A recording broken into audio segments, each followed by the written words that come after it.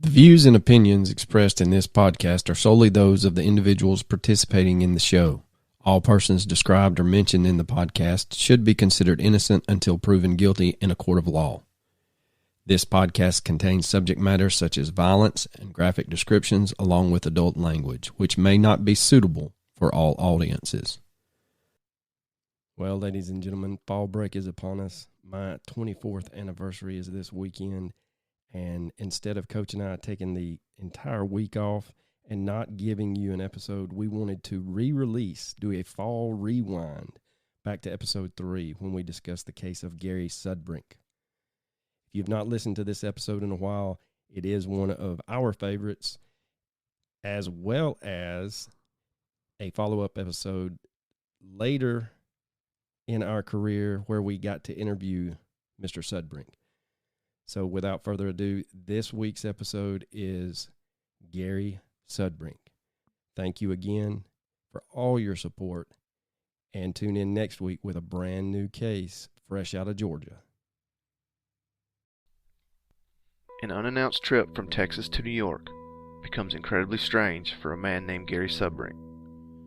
Strange questions from strange men and a series of phone calls from an unknown entity make Gary question his own reality. You're listening to the Mysterious Brews podcast, and tonight we bring you the case of You're Being Impersonated by the Other Voice.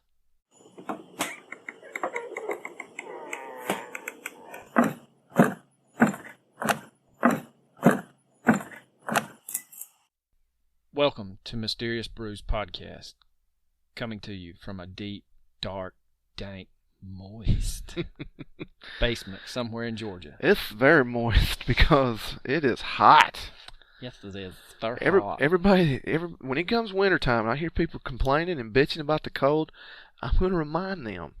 Oh, I do that every year. Like, every year when somebody says, it's so cold. I'm like, you sons of bitches was whining in August. You son of bitches asked for this. Yeah. Now look at you, all musty. Musty. Like musty as shit. Just keeping gold bond in business. All right, so today we bring you the case of Gary Sudbrink. Or, as it is known, you are being impersonated by the other voice. And this is right in my damn wheelhouse. I love shit like this. To say that Coach is giddy is an understatement. I mean, we got clear movement, if you know what I'm saying. Yes.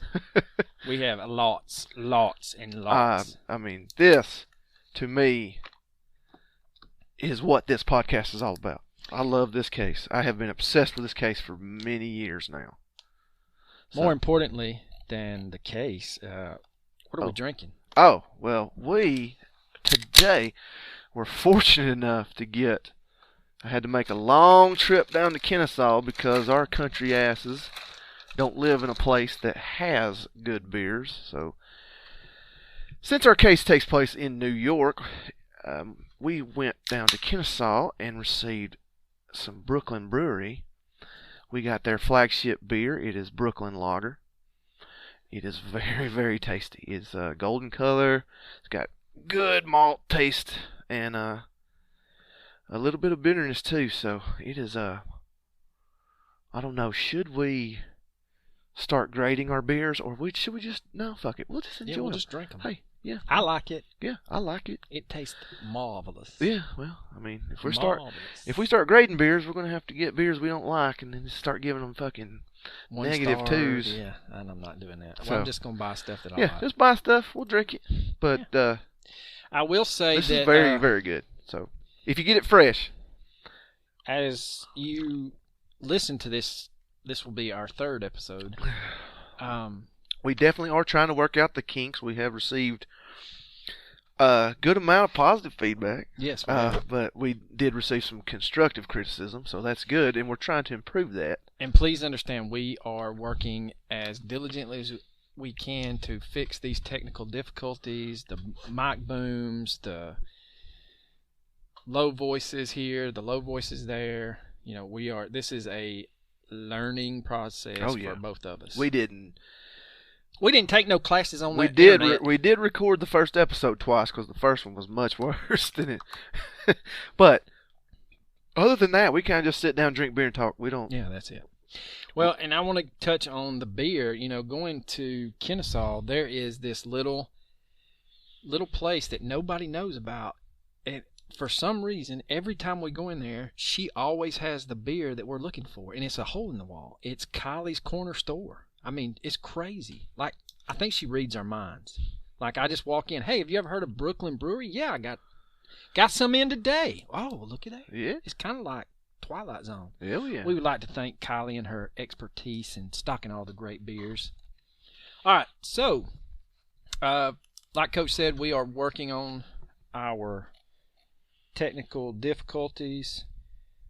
At the time of this recording, Apple still hadn't got off their ass and approved our podcast. So you can find us on Podcoin.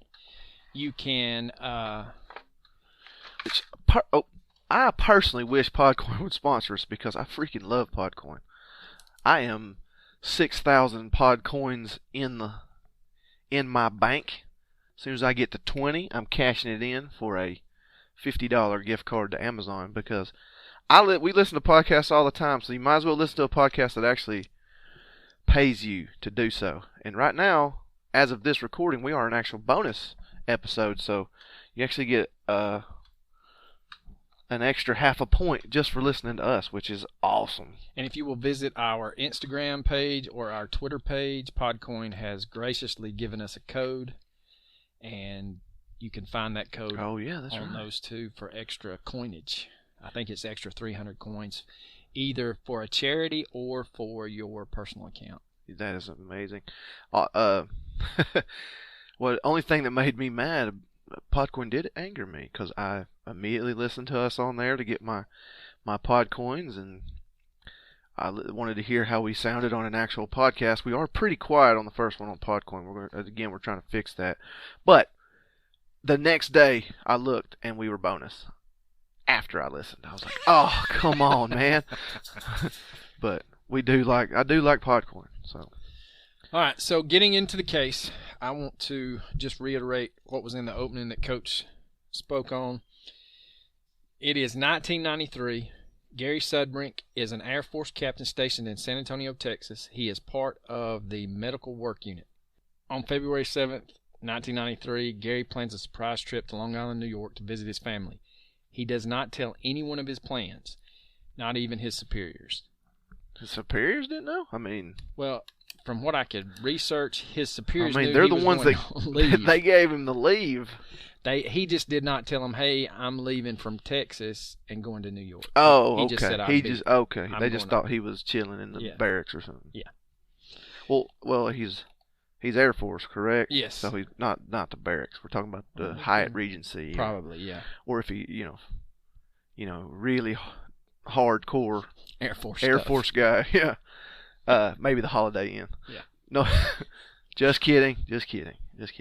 All right, as Gary goes to the airport, he is approached by a man with a clipboard. And Yes. Coach, I'll let you do this one. Yeah, he's essentially approached with a man with a clipboard, and the guy's asking him just a series of normal questions. Gary assumes he's taking a survey or something, but so he's humoring the guy. He's telling him, but he's like, the guy asks him his name, what's he doing there, how long is he going to be gone from Texas, several things of that nature. And then eventually he gets annoyed. He doesn't want to answer the question, so I don't know what he said, but essentially tells the guy to piss off, go away. And the one thing that I researched did not separate the two instances. It's documented that he has this phenomenal memory. He can recall stuff very well, but when it gets to what the specific questions were about, he knows that they asked his name. He knows that they asked him why or how long he had been gone from Texas, but other than that, he can't remember, anything outside of that. Well, I mean, you're in an airport, you're busy. I know Yes. It is pre-9/11, so you're not having to go through the scrutiny you do now. But I mean, you're worried about missing your flight. You're worried about getting something to eat. You got other things on your mind. So that's not terribly uncharacteristic. I mean, you may have a great memory, but if it's just not something you really... At the time, he probably thought, okay, this guy's going away. He's never going to have to worry about this again. But as we know, that's not the case here. True. And then he was approached again on the plane. On the plane itself, yes. And is a completely different guy. When you start doing, if you do your own research, like Reddit, the original post says it's the same person that had the clipboard, but it is not. It is not the same person. It's a completely different person, but they ask him the same type of questions. And then I had where he gets a little concerned about what's going on and thinks maybe somebody's trying to rob him. Like, they know he's going to be out of town, so he calls his landlord and is like, hey, look, just keep an eye on things. And so, therefore, the landlord's the only person he ever told that he was not going to be home. He didn't tell him that he was in New York. He just said, look, I'm going to be away for a couple of days. Just keep an eye on stuff. Okay. Which is smart. I mean, that's... that's some street smarts. You start being questioned by strangers about your activities. Yeah, you're going to have a little bit of...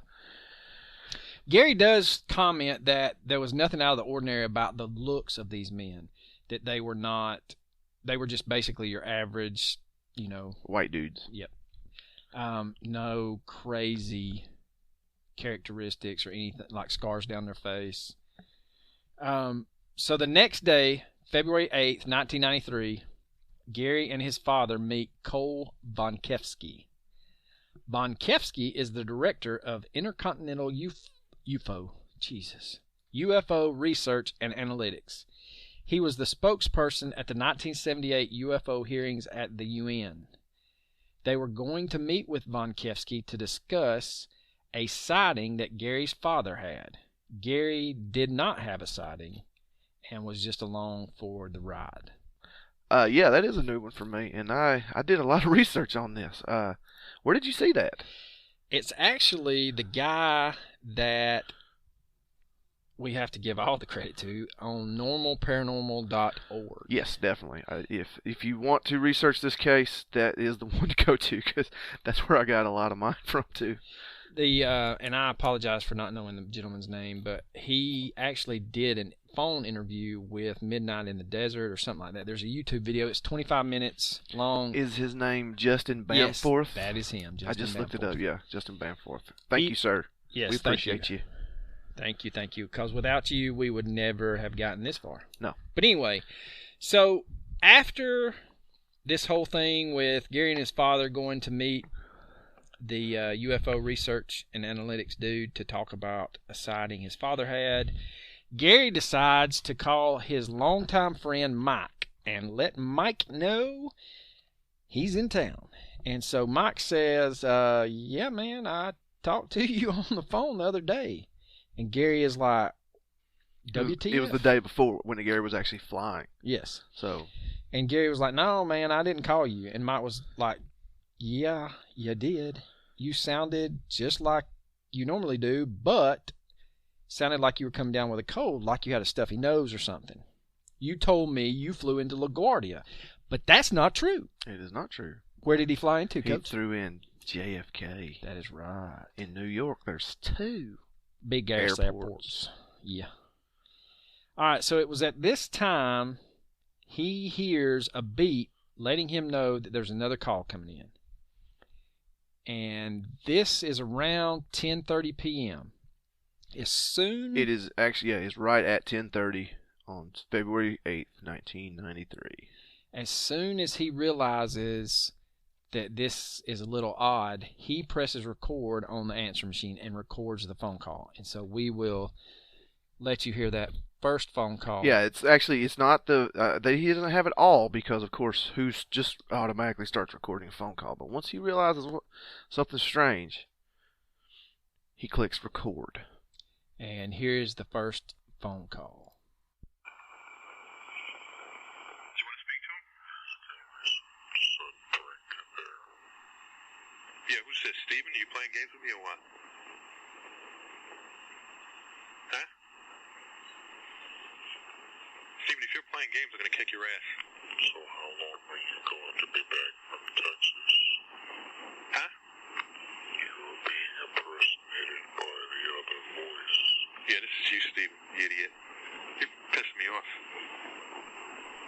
jerk. I'm going to get you on... Let's see what it says. Review. One new call out of area. Is Steven out of the area? Are you going to be back from Texas? Wait, say that again? You are being impersonated by the other voice. Wait, hold on. Is Steven out of the calling area or what? What do you mean you don't know? He's in Queens. Well, who are you talking to? I don't know who the fuck. Hello? Hello? Is Gary Sudbrink there?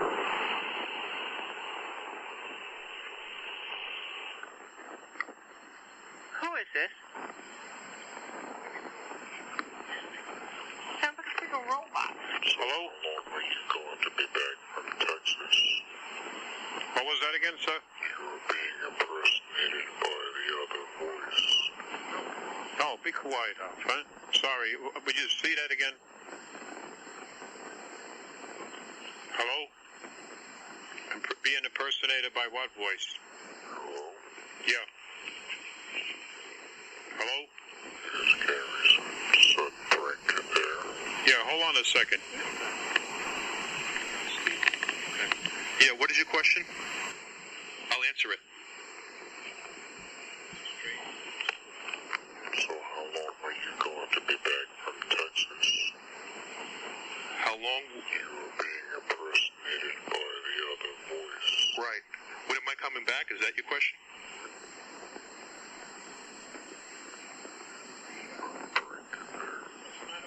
Okay, there was a break. Hold on. You want to know when I'm coming back to Texas?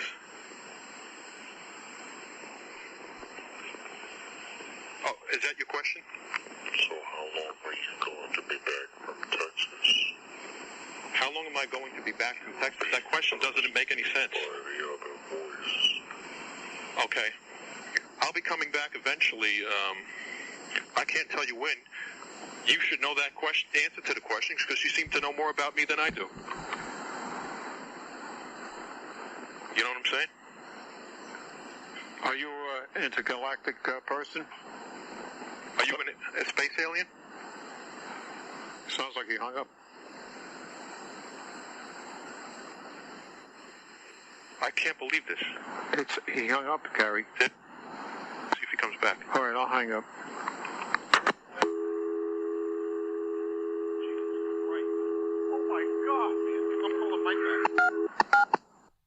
So as you can see, or as you can hear rather, that is creepy as hell. I don't know what exactly I would do if you called me, and that is just crazy. Well, at the end of it, you can tell he is freaked the hell out. And he says at the very end, I'm going to call Mike back. Yeah. So he's going to call Mike back to make sure, because like we said earlier, Mike claimed to have heard from him the day before. While he was in the air. And so he didn't call his buddy Mike, and now this robotic voice is telling him you're being impersonated. All right, so the first call lasts approximately 3 minutes, 45 seconds, probably a little bit longer than that because he pressed record after he initially answered the phone. Yeah. If you want to know exactly what is said, Normal Paranormal has a transcript. Yeah, Yes. Normal Paranormal has the transcript of the call. It's important to point out that Steven, the man the man he claims it is, says the man he's gonna kick Steven's ass. Yeah. Which you gotta love that New York attitude and accent. But jerk. Steven's actually his brother, and there's an odd. They're not known for pranking each other, but Steven swears that Gary pranked him one time, and Gary denies it. Yeah, a few years prior to this incident. Yes. Steven is on his way to a wedding and tells Gary, look, dude, you pulled up beside me and started making all these weird faces to get my attention, and then once I saw you, you just drive off. You just drove off. And Gary claims to have been in Long Island at the time. Yeah, he was in Long Island, and Steven was going to a wedding somewhere in Long Island, But the problem with it is Gary did not have access to a vehicle Correct. at the time. And another WTF moment is Stephen describes a car that Gary does own, but it is sitting in a garage in Texas, San Antonio, Texas, to be exact. So I say, I mean, what the fuck with the voice? I mean, and okay, so it's clearly a robotic voice, but It's like he's losing steam. he's telling him you're being impersonated by the other voice. And what other voice? I mean, I know the call to Mike, I know, but just the way that is worded, it's not saying, he didn't say you're being impersonated by the other person. Someone is impersonating you. He says you're being impersonated by the other voice. And the voice says, "How long are you going to be back from Texas?" That is a really weird way to word something. Yeah. Instead of, "Hey, how long is it going to be until you get back to Texas?" It's like, "Hey, when you coming home?" Like a normal human would say, "Hey, when are you coming home from When are you coming home from New York?" But yeah, and so again, it's almost like, and this gets into MIBs because a lot of claims by people that have had contact with MIBs say that they speak in a robotic type voice. They speak, the jargon and the syntax is a little bit off. yeah, I mean, how long are you going to be back from Texas? That is just that. People don't talk like that. No, not at all. And then it gets real slow. Is Gary Sudbrink there? So it's like he's struggling to talk at times. Yeah. And then the voice says, "So again, you're being impersonated by the other voice. So how long are you going to be back from Texas?" And you can't towards the end, you're like, you can't make stuff out, and then it's Sudbrink there. So it goes on and on and on, and you can tell that Gary is freaked the fuck out at the very end. So that was at 10:30. The first call occurs at 10:30. Yeah, and then at around 11:10, there's another call. There's a second call, and this call is going to be about 3 minutes and 40 seconds, just so you know. Yes, and so this is the second call.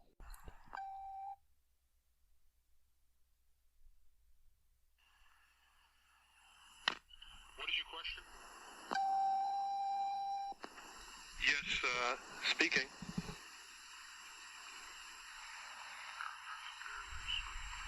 Yes. Could I answer any questions for you?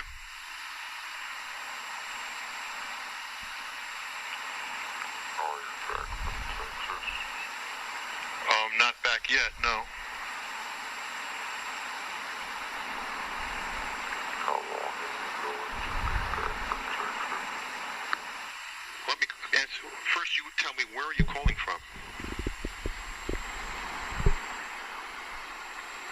This is Gary Sudbrink.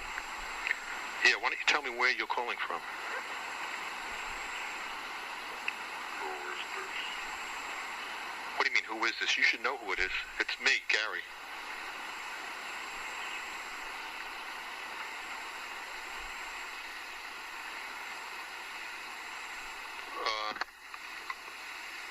Wait, let me ask you this question. Where are you calling from?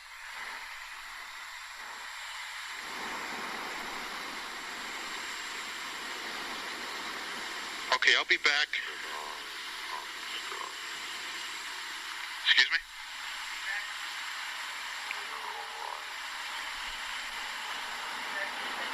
I can't hear too well.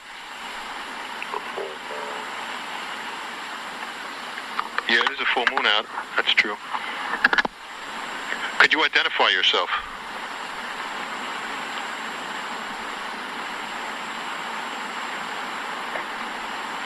Identify yourself. Why are you calling me? Excuse me?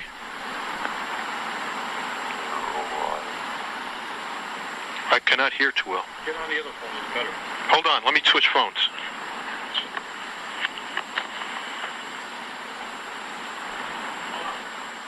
Okay. Okay, hold on. Now, who are you?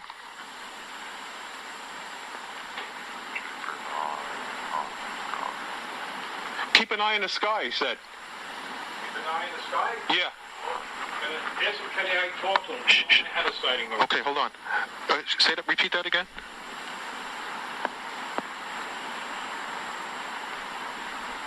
Please repeat.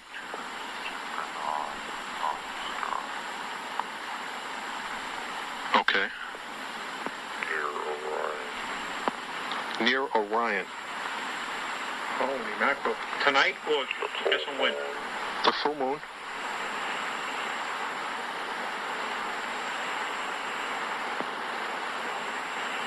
They told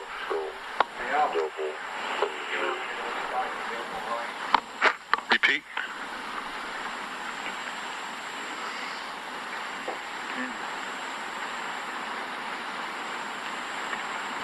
Tell them I like to talk to them.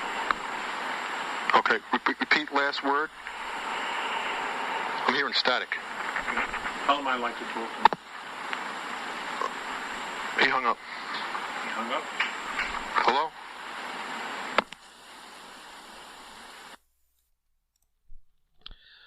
Okay, that one is, I'm officially done at this point. Like, I would be out. Yeah. There's no, See I you, would Mom and Dad. be like, I'm Mom, driving Dad. all the way back to Yeah, Texas. I'm gone. I'll walk. I'm out of the house.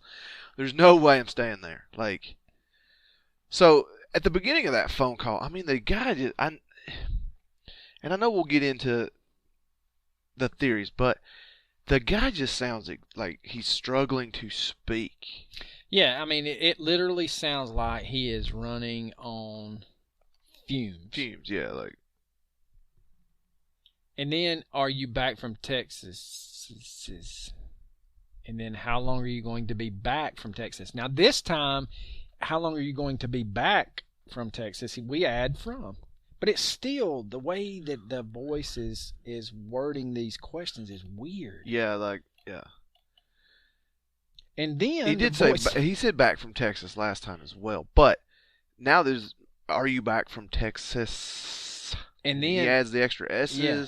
Who is this? Then the voice asked, who is this? Yeah, the voice asked, who is this? Are you drunk? You called me. He said, what do you mean? Who's this? You should know. It's me, Gary. And then he just starts with the keep an eye on the skies, near Orion, the full moon. What?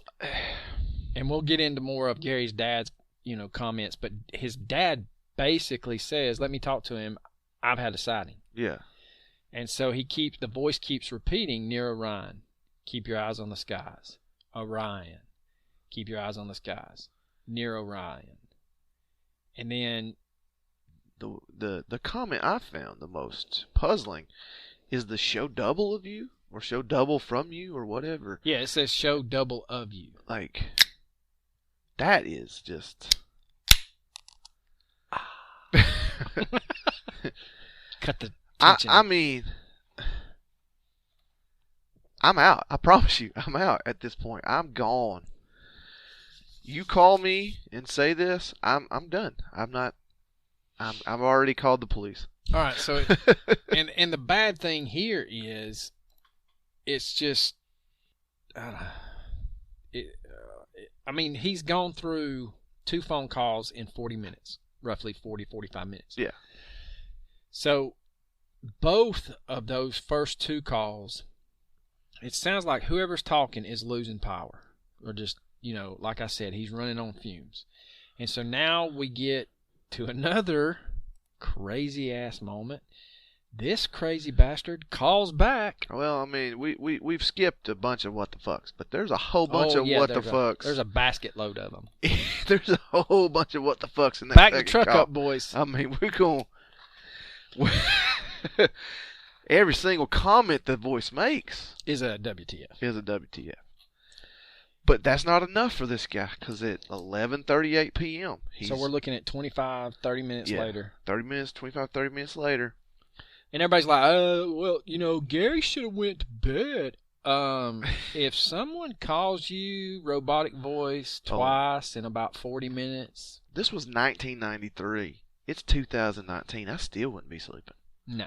I still would not be sleeping. Honey, grab the gun. We're going to stay in a motel. So he receives a third phone call of the night. Yes, and this third call is going to last approximately 3 minutes and 33 seconds. And so here is the third call. Okay. Yeah, it's taking time from the talk. Who is this?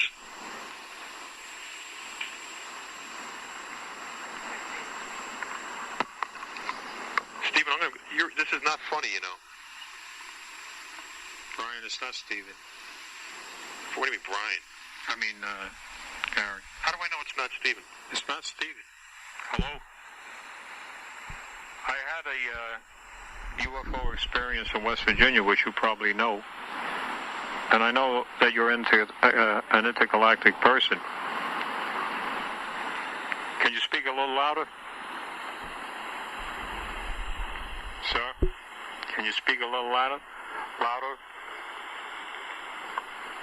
Let me speak to him, Dad. I guess I don't know what. All right, I'll hang up so you can talk to me. He wants to talk to you. Okay. Hello, can I help you? Hello. Yes. Yes, that's me.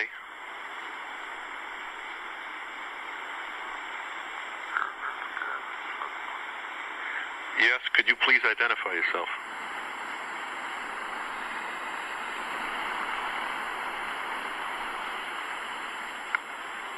Identify. Yeah, I'm back. I'm in Texas right now. Oh, he asked me a question. No, I'm in New York right now. You know that. Why are you asking me such a question?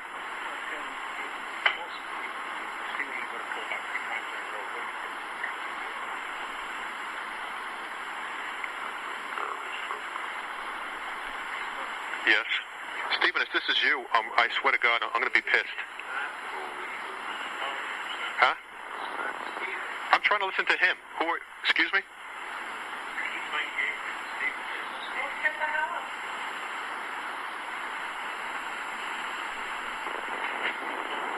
Okay. Eventually I'll be back from Texas. Could you speak more? Please speak more.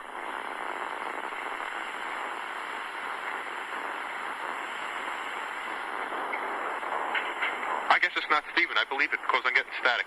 Steven will not leave 3 times. Let me go on this phone because I can never hear on this phone. Hold on. Okay. Okay, please speak. Hello? Keep an eye on the sky. Okay. Should I go out right now?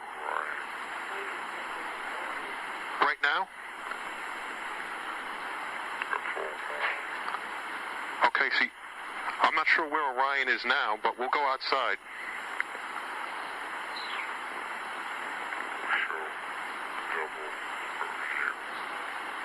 It would show double from me. Repeat that again?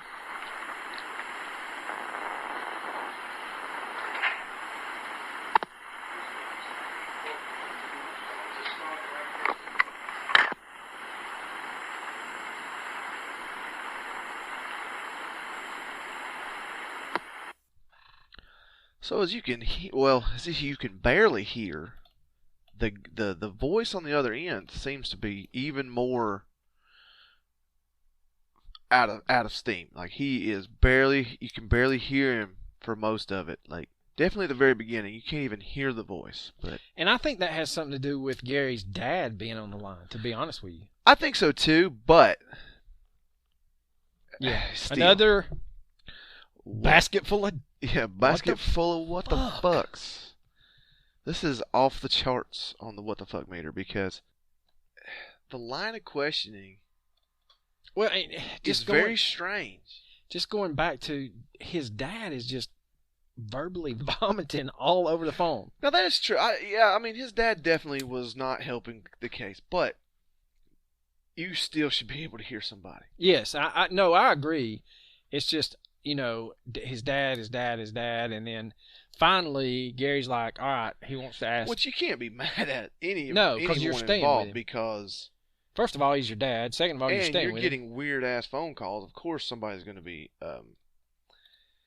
Once his dad hangs up, it does get louder. It does get better, but the same type of the questioning, the same type of Texas. the Texas. Keep your eye on the skies. The full moon show double from you. That's what freaks me out.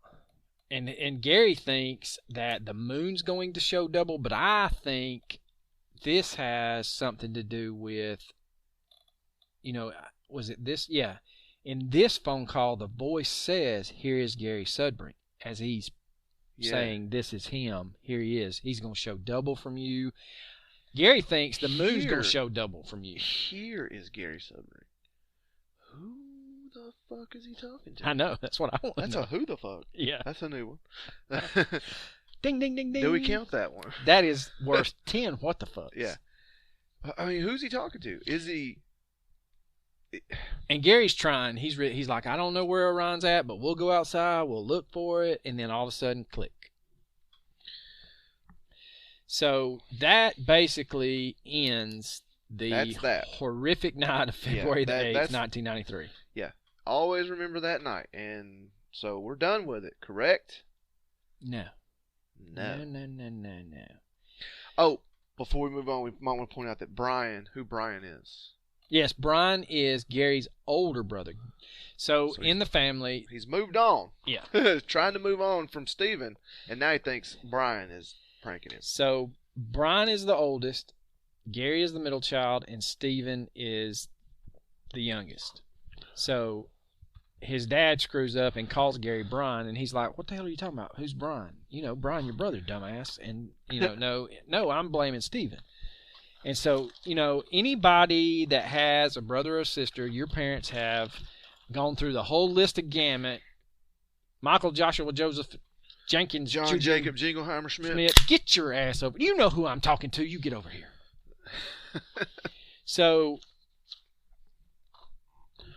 somehow Gary decides that he's going to go to bed. And he probably did not sleep because I promise you, sir. I would be in a corner pissing myself. Promise you. I ain't sleeping. So we fast forward to the next day, February 9th, 1993, and this is approximately at 10:21 p.m., and this is the fourth call, and this call lasts approximately 3 minutes and 55 seconds. And again, what the hell? So here is the fourth call.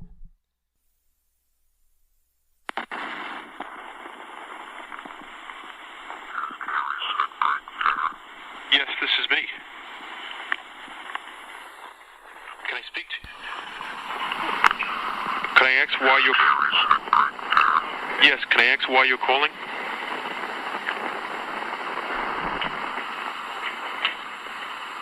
Can I please ask... Yes, this is.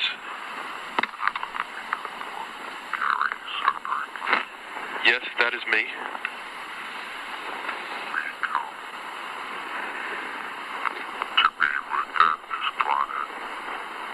Say that again?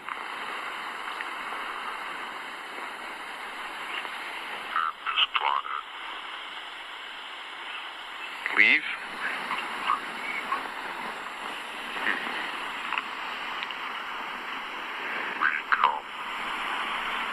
I'm staying right here. Is this a joke or what?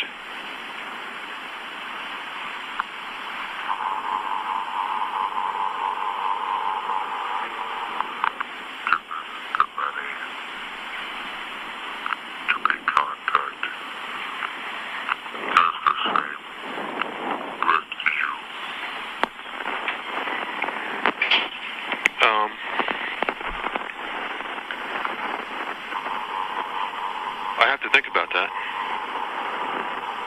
I'd like to see you.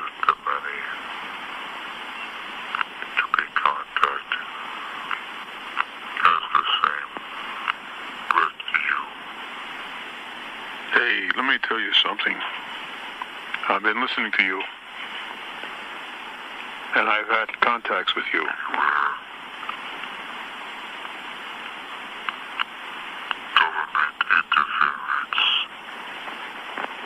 Government interference?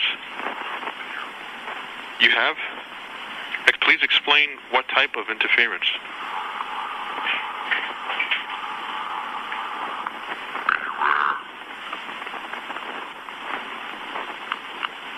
Okay. Visitations to be disrupted by them. Appears. Sun will rise from dark side of world. No. The sun will rise from the dark side of the moon. Okay, what branch of the government?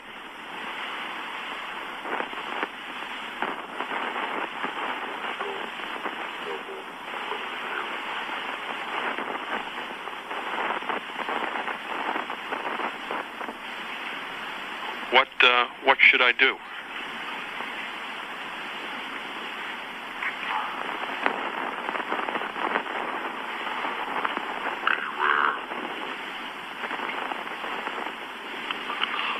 Government interference. Visitations to be disrupted by them. Okay. Is that good for me or bad?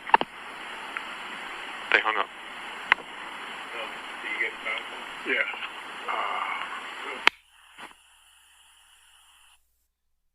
So, This one's even weirder than the other three.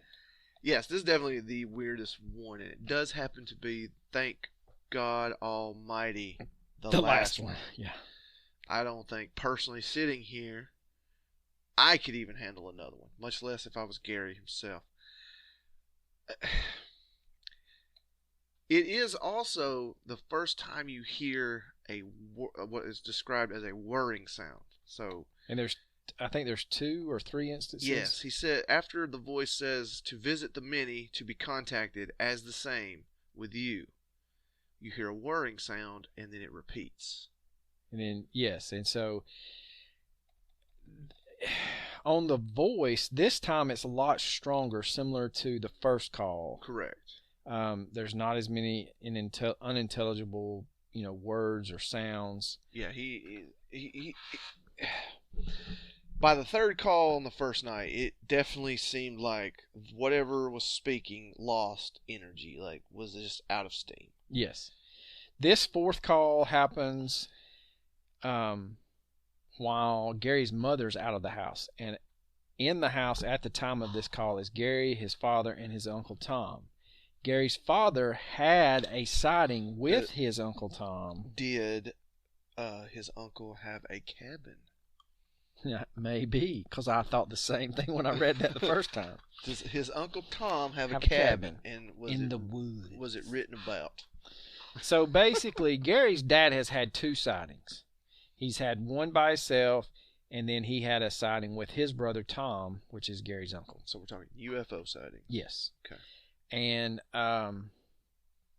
now, here's where we get into not only more WTFs, but also that this voice is a recording or it's disguised and it's being played on a loop. I mean, I think that the whirring sound is a red flag. I think that sound has to indicate that it is a recording. Now, because the whirring sound occurs when, and then it repeats itself exactly. Now, to counteract this whole recording thing, keep in mind, Gary has never had a sighting of his own. He does work for the Air Force, but he has not had a sighting on his own. His father and his uncle have had a sighting. They decide to go to an observatory in West Virginia one weekend because they had read that this observatory had been basically cut down by a UFO laser. And so they were like, hey, hop in the car. We're going to drive down to West Virginia from New York, and we're going to see if that radio tower has been cut down by one of them UFO lasers. Now, it would definitely have to be a UFO laser, because all the lasers I've seen are not capable. No, they'll just burn your retina. Now, here we get into, well, why are you two dumbasses bringing this up? The reason I bring this up is the tower that they go to see is famous for finding a helical gas cloud around what? Orion. What the fuck? All right, so going back to, could it be a hoax? Yes, it definitely could be a hoax. It could be a recording. It could be someone playing it on a loop. But, and I just want to play the devil's advocate here, if you have any research into Men in Black, they report that after a long time frame that it appears that these MIBs lose steam and they need to leave, and they will leave abruptly. And they're very mechanical in the way they talk. The syntax in the way that they speak is extremely weird. Now, what does this all mean? It means get the hell out of New York and go get away. I mean, run as fast as I'm going back to possibly work can. in Texas, and I'm going to find somebody and be like, look, which one of you some bitches? Which one of you some bitches hit me? Yeah, which one of y'all kicked me?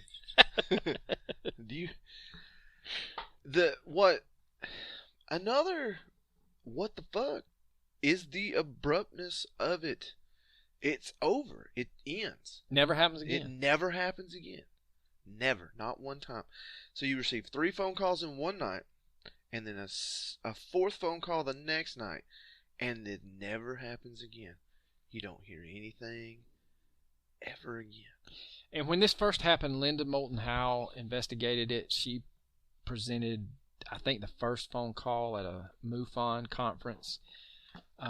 But Gary has stated to, what was his name? Justin Bamforth. Justin Bamforth actually reached out to Gary and had conversations with him. And Gary told him that the biggest thing that he wonders about is if he had never called Mike to tell Mike that he was in town, would any of this have taken place? Oh, wow. And it makes you think, because once he calls Mike, he knows something fishy's going on, because Mike says, no, dude, you called just yesterday. And then That's interesting. fast forward a couple hours, then the phone calls start. Yeah, and at the very end of the first phone call, he's like, I'm calling Mike back. I got to find out what's going on. And I would love to know if he called Mike back. And I would love that to know what that is. conversation was, because that's very true. It was not recorded. But No. man, that's a good question. Would this even happen? I mean, what? All right, so it's again. What Like- Jesus? What the fuck? So Yeah, I don't know. I'm almost at a loss for words. I just can't wrap my head around this. I mean, if we're going to address the fact that even if it's real, is this just a prank? Is it really someone pranking him? And If it is, it was well done. hats off, because I'm gonna stop a mud hole in your ass. It would have worked. It would have freaked me out. You would have accomplished your goal. And if it is a prank, you pass it off. You don't ever talk about it again. But if you hook on to the idea that this is a genuine thing, there are no answers. Honestly, what the fuck's going on? Why is this happening to him? And I guess I hold on to the fact that there's been preceding events in this. There's the case of his little brother saying, "Look, dude, you pulled up beside me in your car," and he's like, Yeah. "Man, my car's in Well, in San Antonio, Texas." And also, if you just want to pass this off as a prank, oh, it's a funny prank. The voice is asking him the similar questions to the two people at the airport and on the plane. He has stated that how long are you going to be back from Texas was something that both men asked him. So, are you going to prank this man that far for 72 hours and you're going to hire two strangers to speak with the man? Yeah, this isn't an episode of Punk'd. No. Especially in 93. And so you can say that, okay, well, Gary did this. Those two men didn't exist. Gary is the one who set this all up. But here's the thing. Why? And to what end? I mean, to what means? Yeah, he hasn't made money off this. And the only person I know that has even covered this would be, Bamford that wrote he's written a book that chronicles this along with other things. And then Linda Moulton Howe covered it. And there's another lady, Sue. Oh, my Lord, this is just a terrible name to pronounce. Wsiatek. Swatek? Really? Swatek? Why can't we just phonetically, if you have a fucked up last name, in parentheses, phonetically say how to say it? She is also a UFO researcher, and she also presented this case at a event. It's on YouTube. She presents several events trying to talk about the men. It's a spokesman around the Men in Black. But other than those three people. Yeah, to be honest with you, I was not aware of this case until you brought it up to me. And if you try to research it, you'll find every motherfucker in the country named Gary Sudbrink. There's Gary Sudbrinks out there that have plumbing. If you go onto Reddit, the actual factual person that this happened to, that Gary Sudbrink, has a YouTube page. But it's just a few random videos. It has nothing to do with this is on that YouTube page. And he does not have many followers. He's not tried to quote unquote cash in on this event. So, and I guess that's my thing. If he was trying to cash in on it, then I would have expected to find more clips of him being on Larry King. Yeah, exactly. Or something like, doing something Sally along Jesse those Raphael. lines. Yeah, I'm gonna do the talk show circuit. Yeah. This crazy shit happened to me. But that's not the case. So to say that he hoaxed it, I just don't think I can't buy buy into that, because if you're going to go through this much trouble, it's not like them two boys from Carsville that shot the Bigfoot and sewed two beavers and a possum together. Yeah, exactly.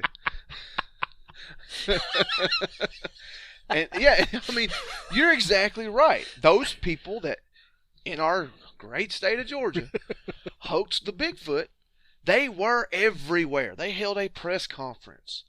They did talk shows. They were on CNN. I was teaching at the time, actually teaching a class, and was interrupted by someone who was like, dude, they have actual proof of Bigfoot from Carsville, Georgia. Look, I don't think it's coming from Carsville. When proof happens, it's not coming from Carsville. I'm sorry I interrupted your class. I'm sorry. But I was ecstatic. I wanted to believe. Finally. Vindication. Yeah. But those guys were everywhere. This guy has been reported by 3 people. Yeah. 3 people. So to say he hoaxed it, I say no. But if he got pranked, maybe it was just well timed. Maybe the 2 people in Texas were inconsequential. Maybe. Yeah, but if I'm pranking you, I'm going to eventually tell you, hey, buddy, you know that nervous breakdown you had over that recorded voice? That was me. I got your ass. Yeah. I mean, to never say to him, well, who's to say that hasn't happened? again. Yeah, there's nothing on this in the last, 10 years? But these type of phone calls have been reported before. This is not the only case that I found. A Reddit page led me down a rabbit hole, but to try to find, it was a woman who said she was contacted by an alien, but I could not find every lead that I investigated came up with a 404 page not found. Imagine that. Yeah. Don't you love that? I think sometimes when I do my research on the company's dime, I think that's Big Brother going, "Hey, stupid." Yeah. But anyway, I promise you, if people were monitoring internet activity at work, I'd be long gone. yeah. But I did While we're find banking on you people. I did find another wonderful case. And this guy's name is Jack Sarfati. Sarfati. And I'm just gonna Or rather as we than- say it down here in Georgia, that's old Jack Sarfati. Sarfati. That's exact. Laugh all you want, but that's exactly how I presented it to him. That's exactly how it is. I said Sarfati. He's like, no. It's probably Sarfati. Sarfati. So, I mean, he's got a little Irish in him. But unfortunately, none of this was recorded. And Sarfati, it happens to be a famous quantum physicist, so he's a very smart man. And I found on the website stuff.co.nz that he himself has had similar instances, and I'm unfortunately just going to read straight off from the website about what happened to him when he was 13. All right, before you get started, though, I want to interrupt and say that this man How dare you interrupt me? has published a paper How dare you, sir? postulating that the entire universe was created in the future. So Wait, say that one more time. Run he that has back on me. published a paper Uh-huh. postulating that the universe, the entire universe, Okay. was created in the future. So to say that he's a famous quantum physicist, he's a brain. What are we doing today, brain? Taking over the world, Pinky. Same thing we do every night, Pinky. All right, so Try to take over the world. now, yes, we will.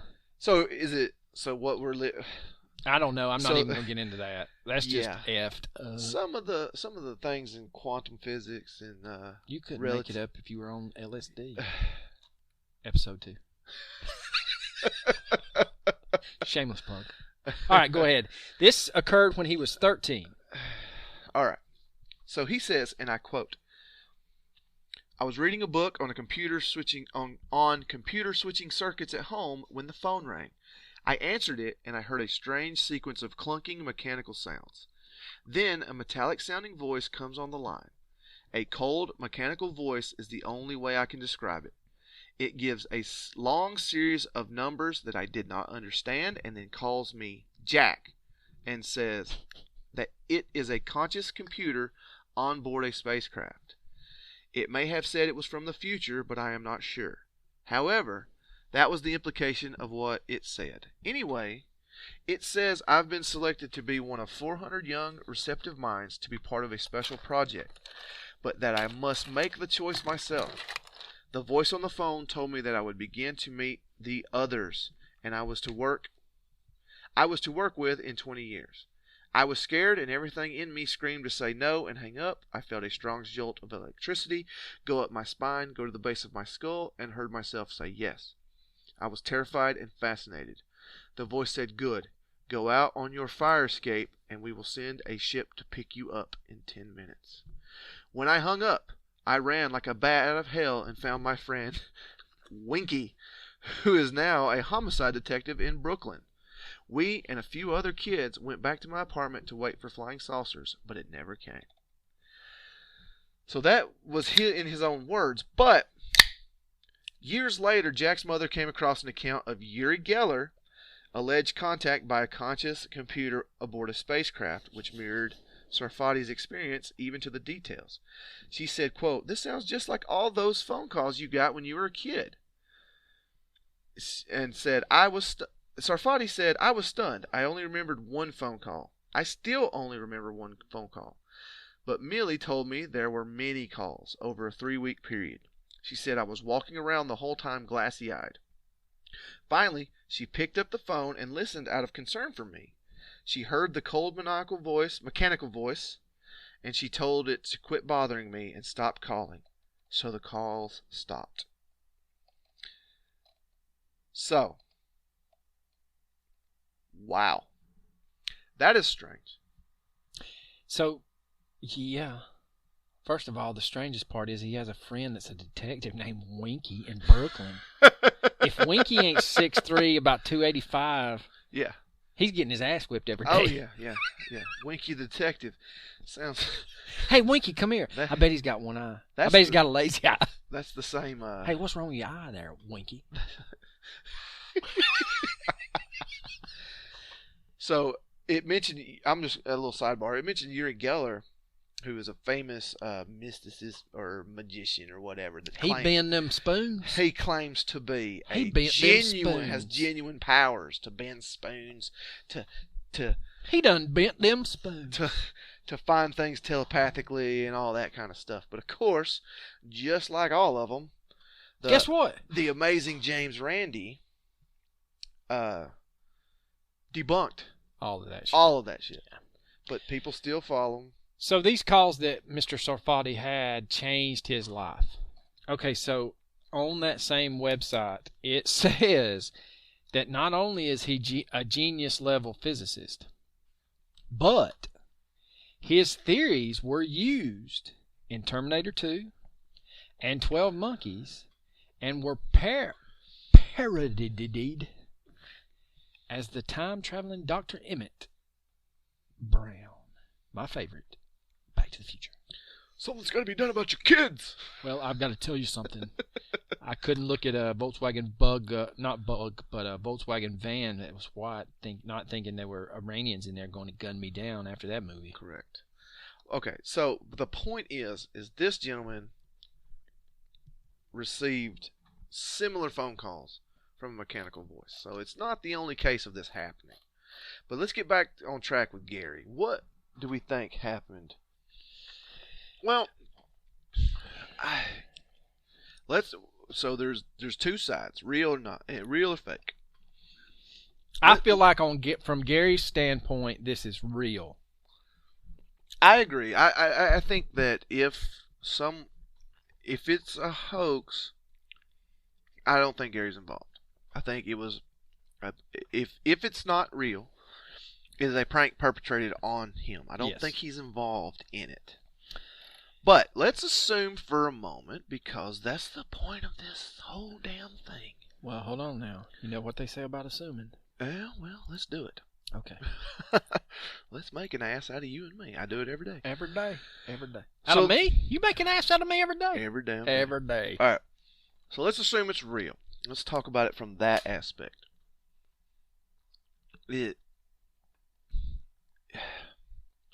I'm going to side I'm going to take the side of the Men in Black. It's going to be the Men in Black. His father and his uncle have seen something that they can't explain. He is in the Air Force, so maybe they know that he might know something he's not supposed to. Yeah, but he's part of a medical work group. I mean, he's not even... If he was on a flight deck or something like that, maybe. But I don't get the... Well, I don't know. You may be onto something. I mean, medically, they could have been tasked with something that they, he may have had a comment that... He may have got on somebody's radar. He may have said something to someone about his father's sighting, or he just may have got on their radar,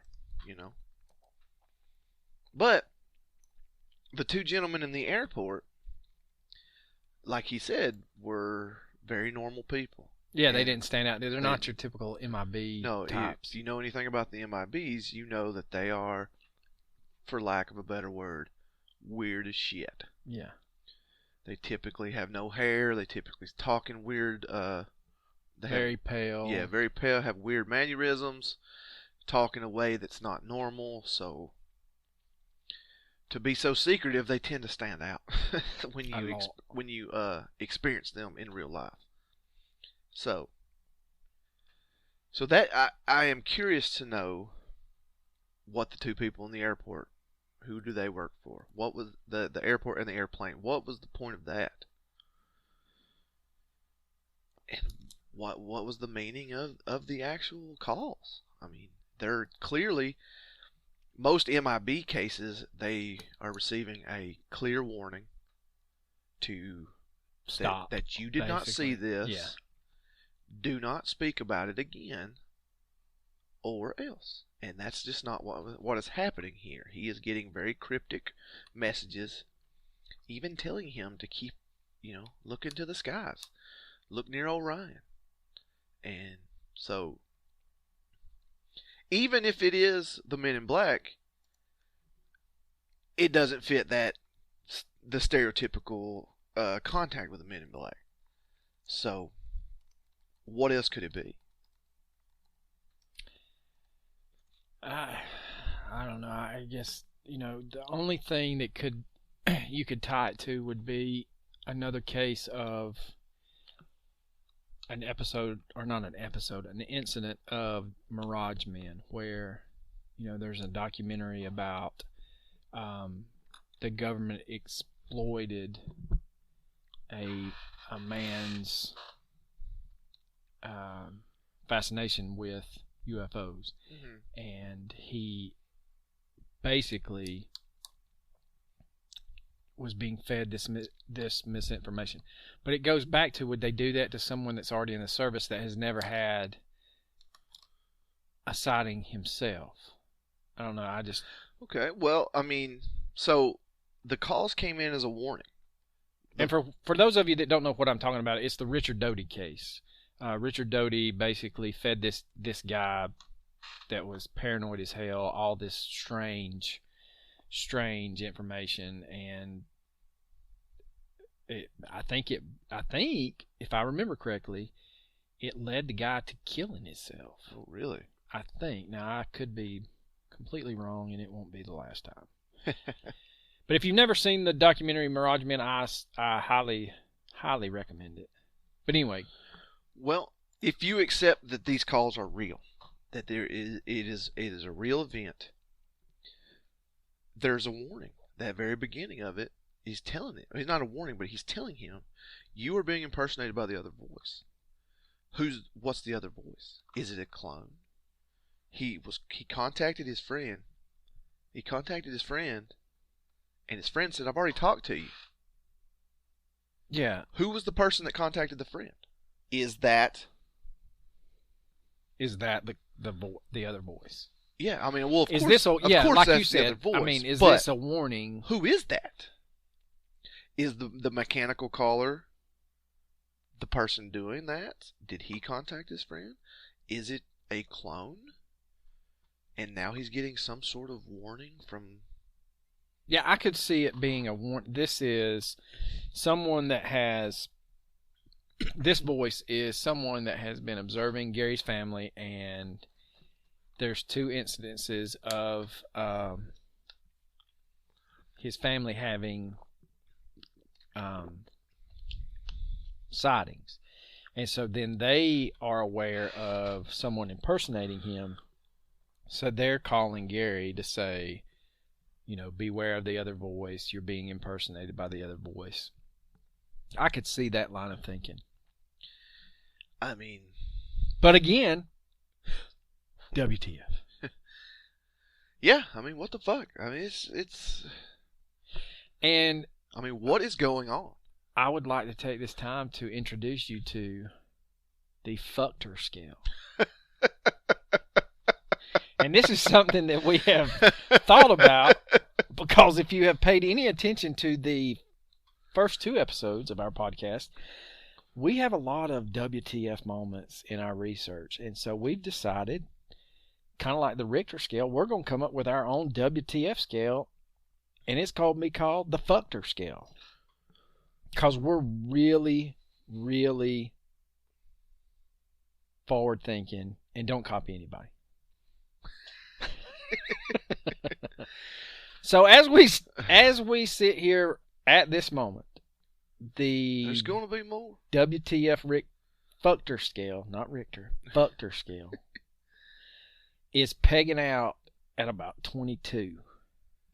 Well, that would be the highest. Yeah, so the far. highest rated one High. so far. In 3 episodes, 22. Yeah. And you may ask yourself, ladies and gentlemen, how high does the WTF scale go? There's no limit. There is no limit. There are no limits to this scale. Because every single time, every case that we choose in our research, in our text conversations back and forth, that just is the prevailing question. The Fuchter scale. I mean, what the fuck is going on? Like, we can't get away from it. So, what is happening? Why did he receive the calls? Who was the voice? Who was the person that called his friend? Who were the 2 people in the airport? Who was the guy that his brother saw driving down the road in a car just like the one he had in Texas? If you throw out the phone calls, if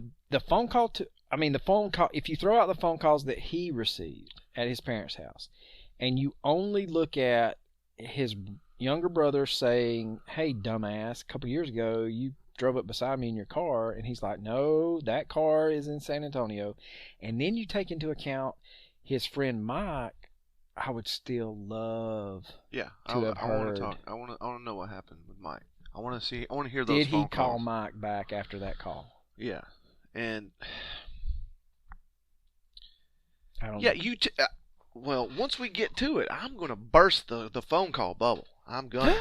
I hate to do it, but I'm going to. No, Coach, don't do it. But you're right.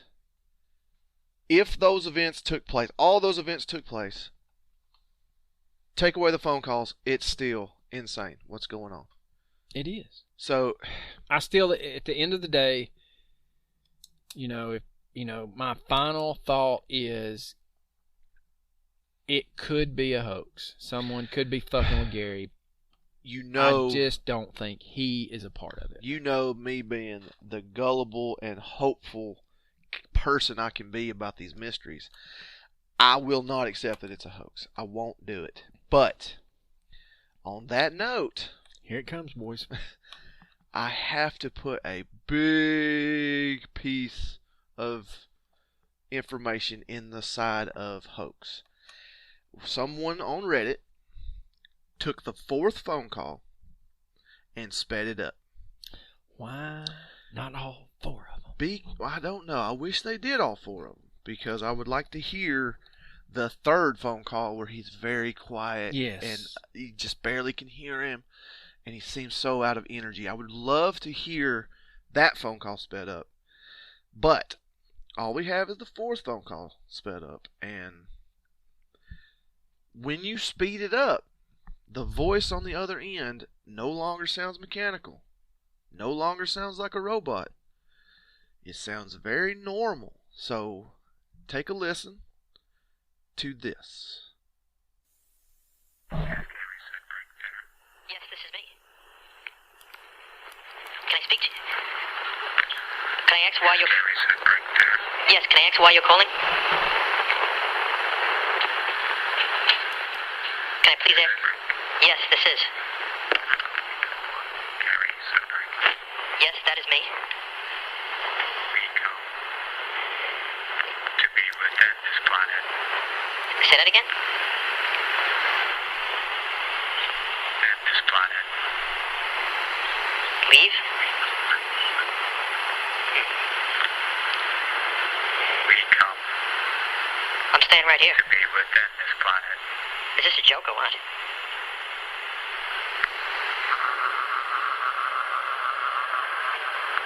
To visit the many. To be contacted. As the same with you.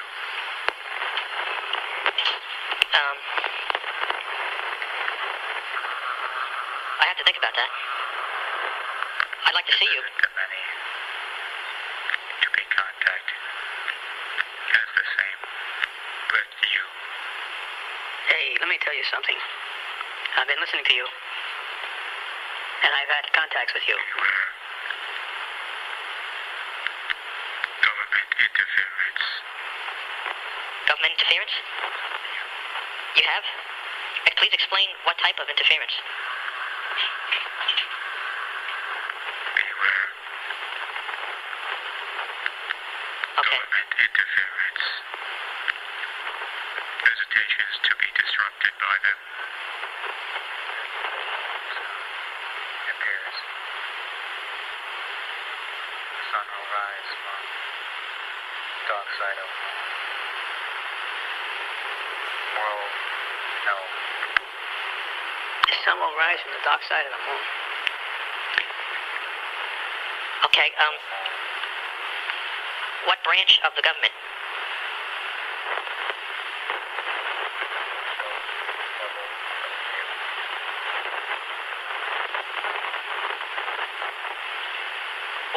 What should I do?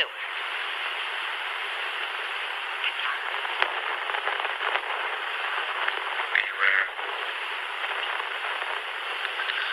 Government interference. Visitations to be disrupted by them. Okay. Is that good for me or bad? They hung up.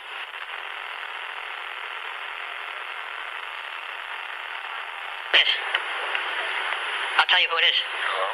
Yeah. Do you want to speak to him? Is Gary Sudbrink there? Yeah, who's this? Steven? Are you playing games with me or what? Huh?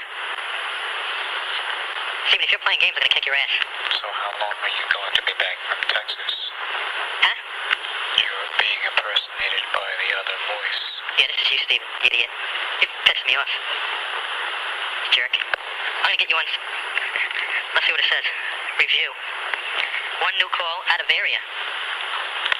Is Steven out of the area? How long are you going to be back from Texas? Wait, say that again? You're being impersonated by the other voice.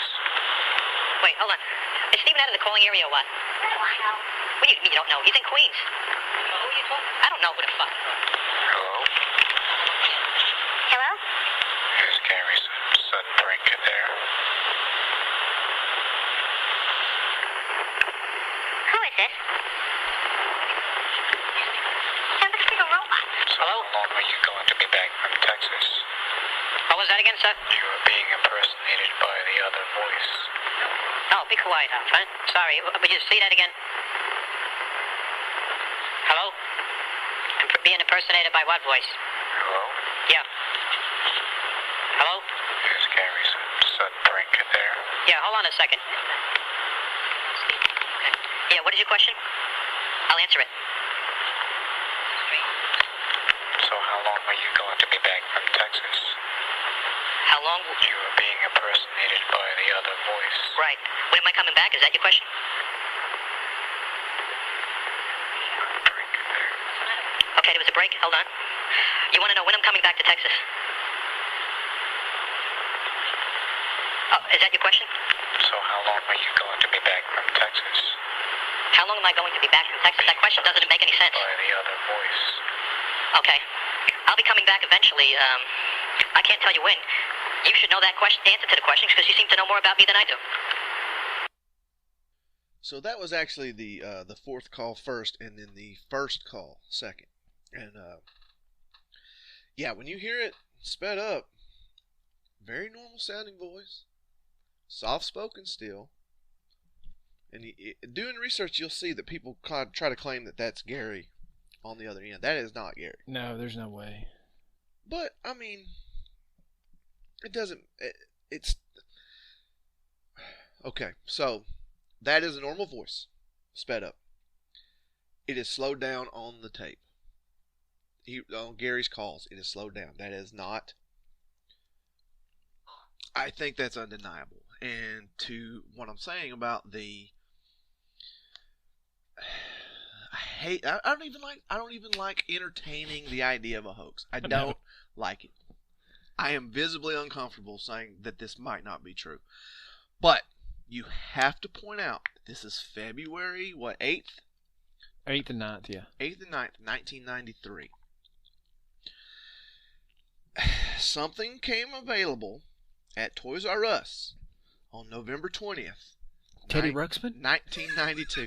No, but I did have a Teddy Ruxpin, and I love that damn thing. My brother had one. He had the little bug that went with it. don't get me off track. Okay, I'm sorry. I've had too many of these Brooklyn. If you start getting me off track, we'll have a damn toy show before you know it. Sorry. Join us next week for our Teddy Ruxpin podcast. Right after our Laverne and Shirley. Yeah. We're just branching off. But November 20th, 1992, a movie is released that I saw in theaters twice. Twice? Twice. And to go along with that movie, they released a toy at Toys R Us. And ladies and gentlemen, Home Alone 2, Lost in New York premieres. And the Talk Boy. The Talk Boy becomes available at Toys R Us. What is special about the Talk Boy, you might ask? Well, it is a recorder with a microphone, and it has a special feature. And that special feature is the ability to change your voice by slowing it down. We're going to have to readjust the Fuchter scale. That's 23. So, if you are going to hoax someone, if you're going to prank them, and you don't want them to recognize your voice,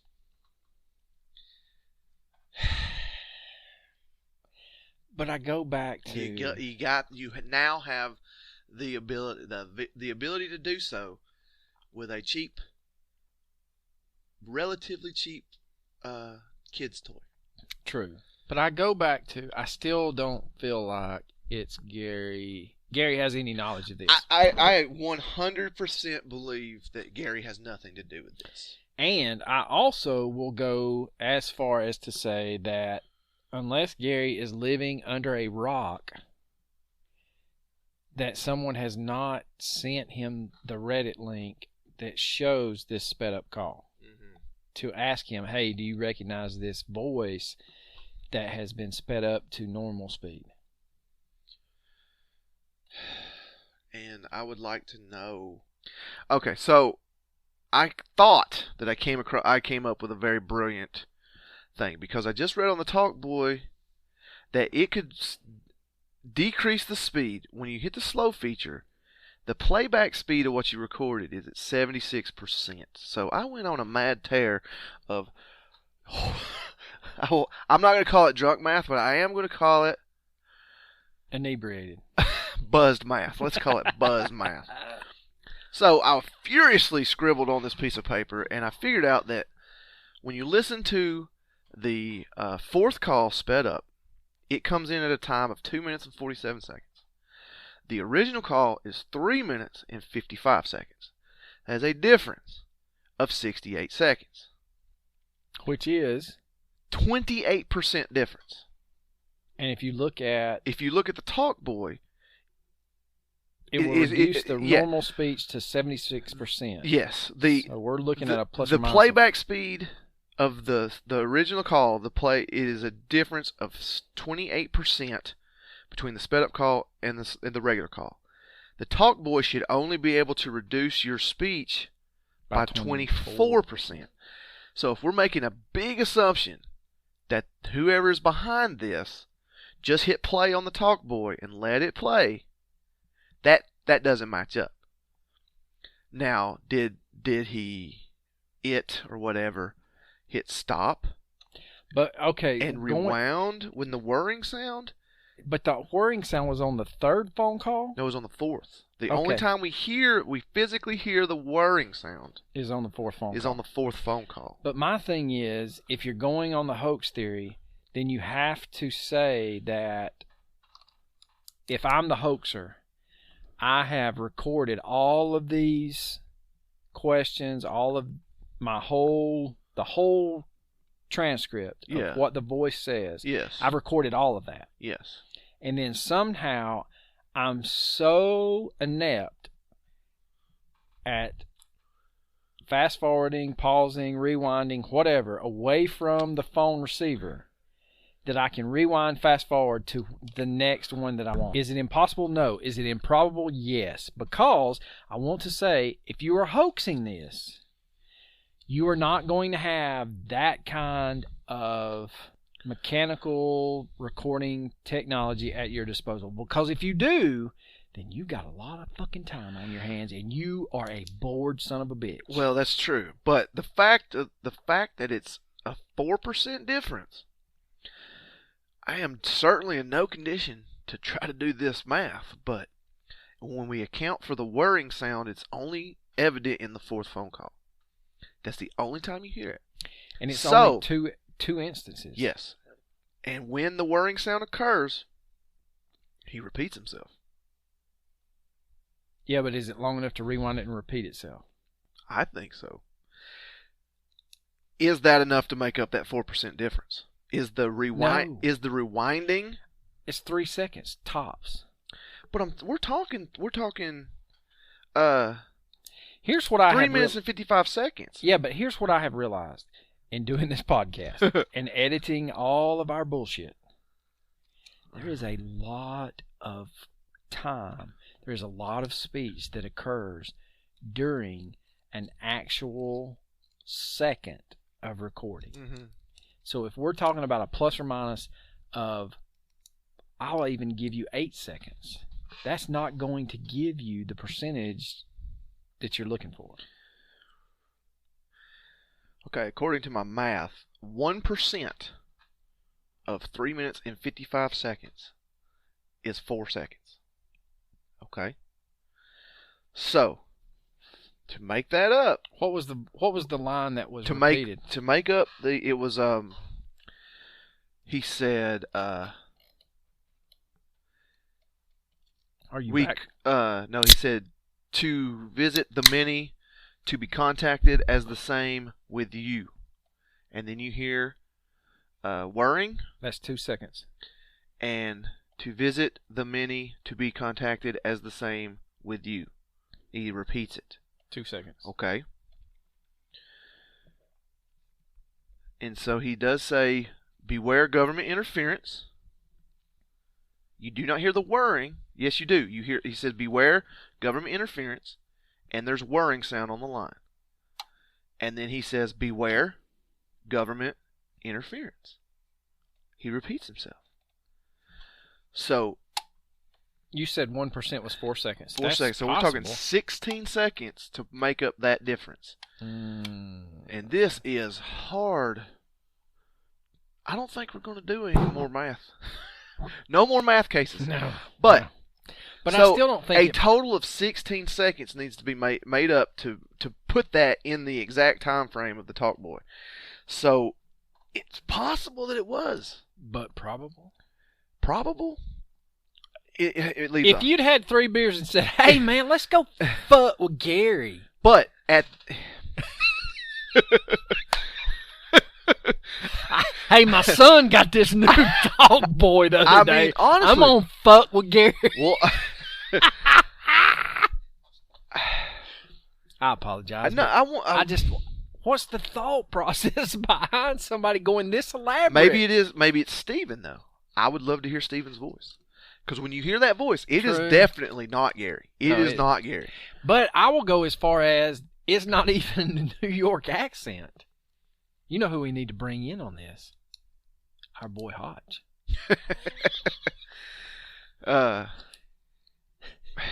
Genius level. I do not. If I ever turn him on this podcast, he may cuss us. I'm not ever going to say this is hoax because I don't want it to be. I want it to be real. But you have to account for that. You do. You have to account for that.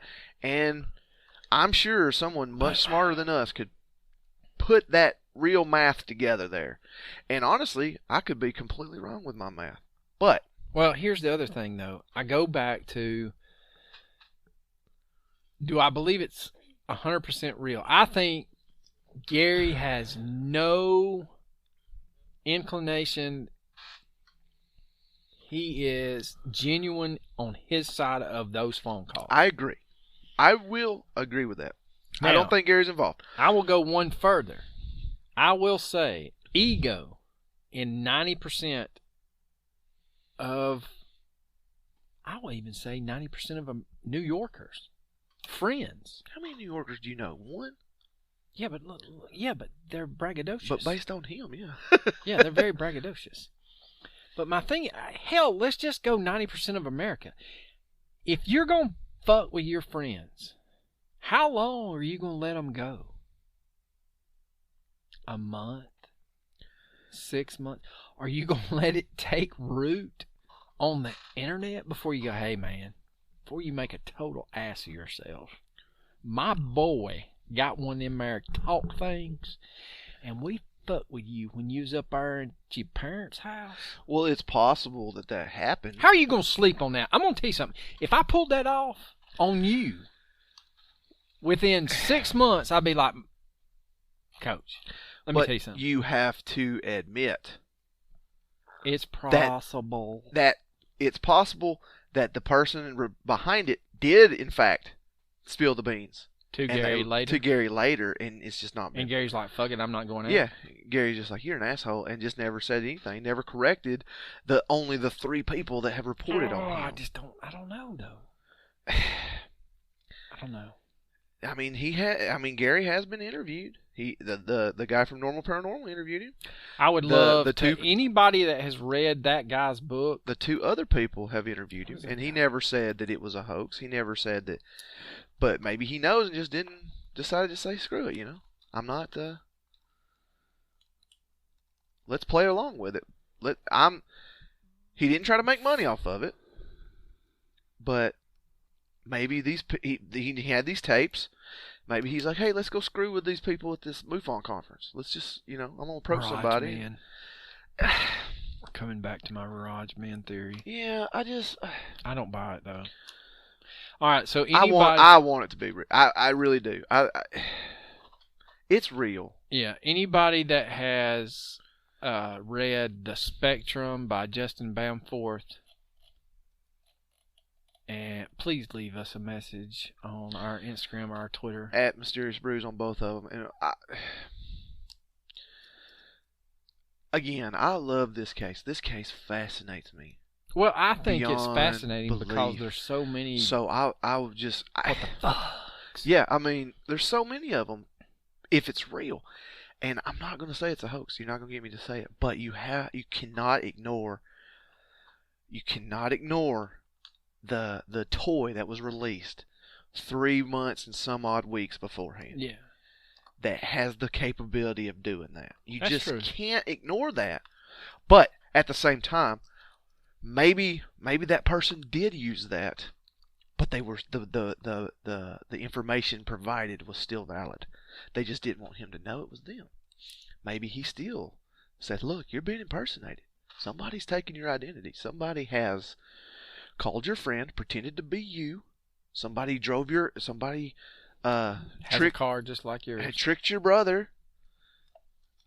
Just beware. Maybe it was a valid warning used through that device.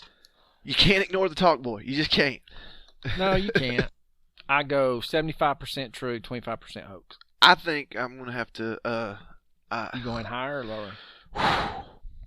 See, every fiber of my being 90-10 wants to go 90-10, but I think I'm going to have to agree with you. I agree 100% that Gary was not aware of what was going on.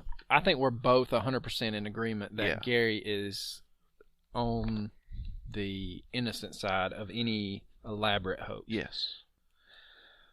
But I'm going to have to agree with you. It's by 75-25 because the rational side of me and the practical side would go very much higher. But the hopefulness and the childlike wonder inside of my soul will not accept hoaxes. They just won't. Everything's real to me, damn it. It's still real to me, damn it. Don't you dare tell him Santa Claus ain't real. Don't you do it. But if you're still with us and you do enjoy this podcast, please, we are very passionate about this. We do love this. We are trying desperately to make it better.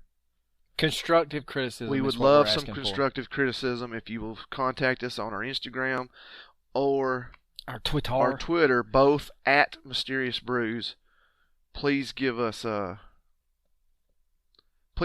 feedback. I mean, if you want to troll, that's fine. We'll take that too. But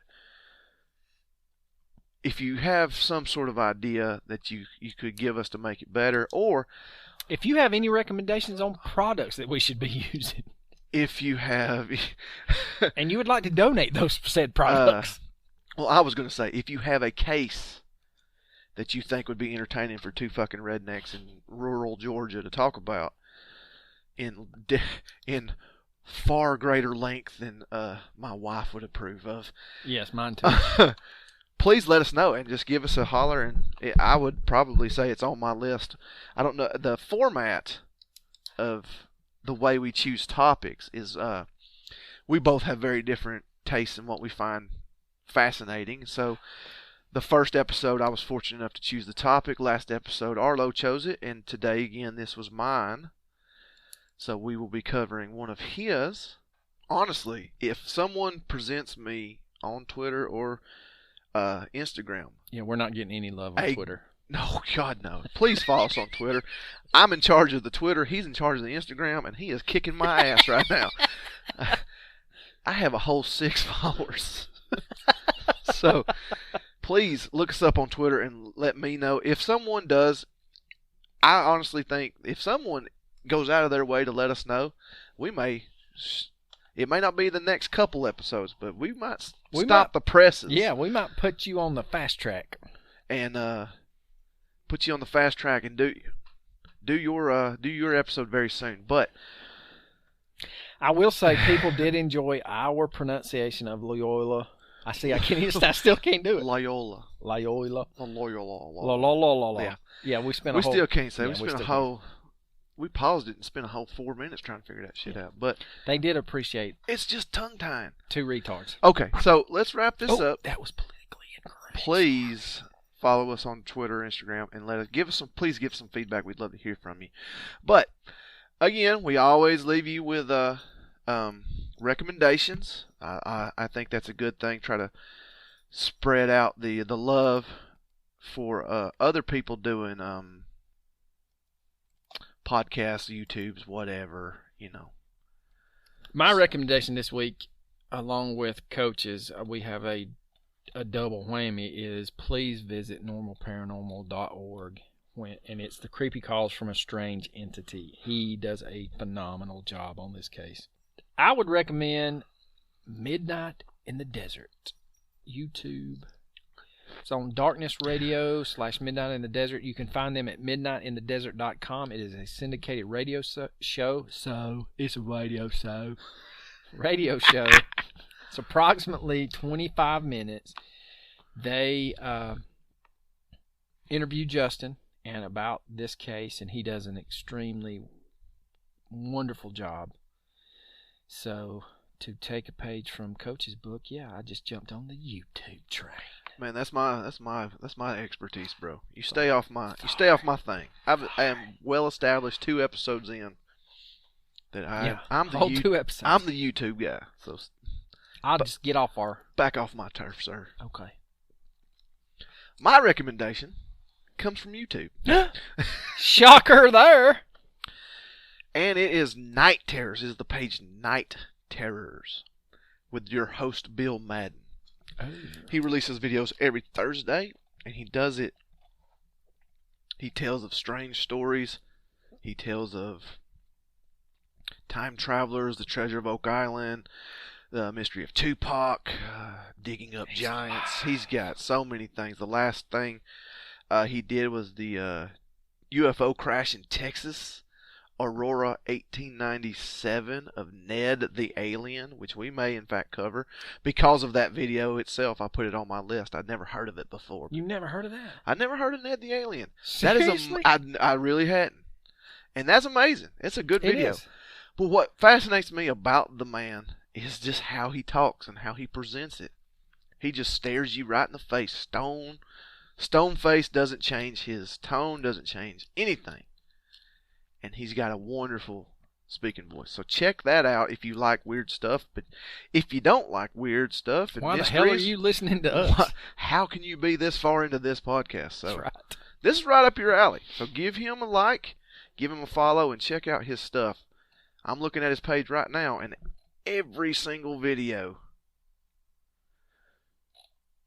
it says I've watched. I've watched every single video he's ever put out.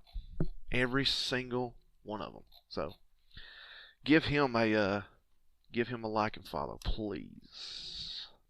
I am Arlo, and that over there is the man, the myth, the legend, the coach. That'd be me.